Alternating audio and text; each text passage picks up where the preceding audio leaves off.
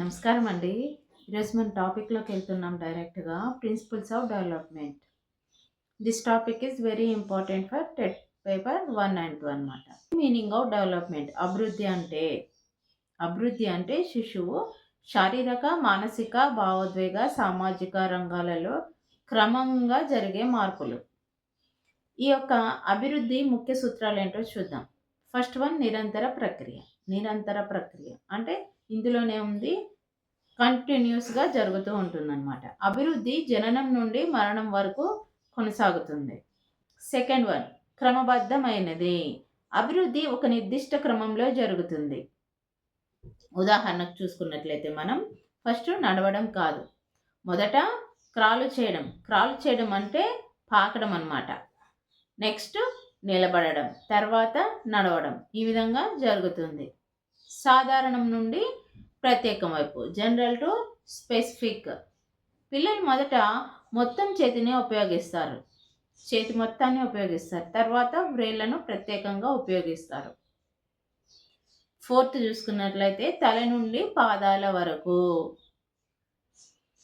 అభివృద్ధి ఇక్కడ చూసుకున్నట్లయితే ఏ విధంగా జరుగుతుంది? అభివృద్ధి తల నుండి కాళ్ళ వరకు జరుగుతుంది, టాప్ నుండి బాటం వరకు. ఫిఫ్త్ వన్ చూసుకున్నట్లయితే అభివృద్ధి ఏ విధంగా జరుగుతుంది? శరీర కేంద్ర భాగం నుండి బయట భాగాల వైపు. కేంద్ర భాగము అంటే శరీరం మధ్యలో ఉన్నటువంటి ఛాతీ, నడుము, ఈ విధంగా ఈ యొక్క భాగాల నుండి జరుగుతుంది.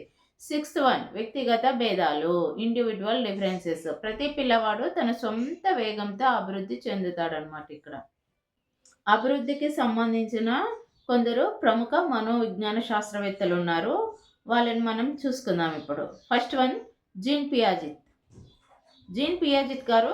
వారి యొక్క సిద్ధాంతం ఏంటంటే జ్ఞానాత్మక అభివృద్ధి సిద్ధాంతం. నోట్ చేసుకోండి, జీన్ పియాజిత్ జ్ఞానాత్మక అభివృద్ధి సిద్ధాంతం. సెకండ్ వన్ లెవ్ వైగోస్కీ సామాజిక అభివృద్ధి సిద్ధాంతం.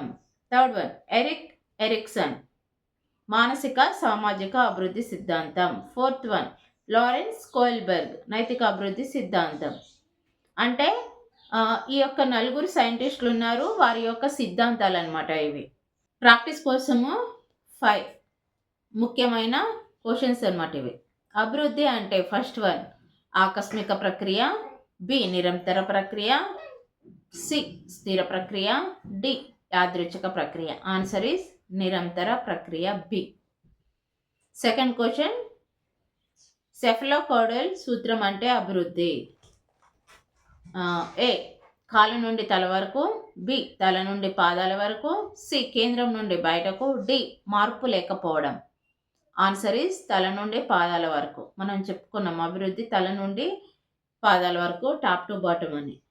థర్డ్ వన్ వ్యక్తిగత భేదాలు అంటే ఆప్షన్ ఏ అందరూ ఒకేలా అభివృద్ధి చెందడం, ప్రతి పిల్లవాడు వేర్వేరు విధంగా అభివృద్ధి చెందడం, సి అభివృద్ధి ఆగిపోవడం, డి మార్పు లేకపోవడం.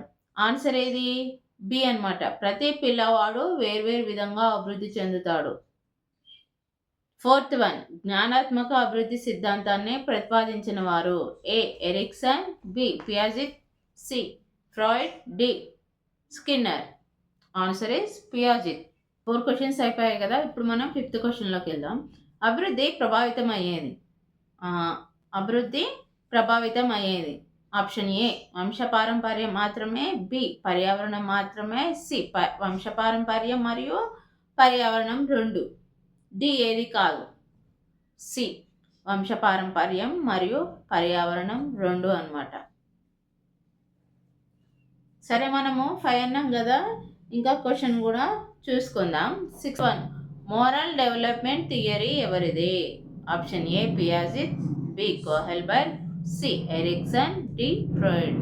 Answer is B Kohlberg. అయితే మనం ఇంకొక క్వశ్చన్ చూసుకుందాము. సోషల్ డెవలప్మెంట్ థియరీ ప్రతిపాదించిన వారు ఎవరు? Option A Vygotsky, B Skinner, C Thorndike, D Pavlov. Answer వైగోస్కీ.